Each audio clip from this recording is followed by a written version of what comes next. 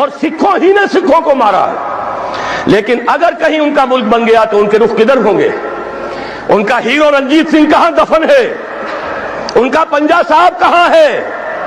ये हरिपुर क्या है? हरि सिंह नलवा का ये आबाद करदा शहर। मानसेरा क्या है? राजा मानसिंह का सेहरा है। ये सारे इलाके तो यहां हैं। उधर तो उनका कोई मुकद्दस शहर ही नहीं।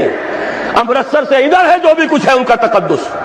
और अगर खुदा न खास्ता पाकिस्तान के टुकड़े हो गए, अगर सिंध अलहदा हो गया, तो पंजाब होगा लैंड लॉक्ड। इसके पास तो कोई समंदर नहीं। और उसके बाद वाकया यह है कि सबसे बड़ी दुश्मनी सरहद के उस पार से आएगी। और कोई अजब नहीं कि महाराजा रंजीत सिंह का दौर दोबारा आ जाए। जरा मुसलमान याद तो करें, इसी शाही मस्जिद में अस्तबल बन गया था।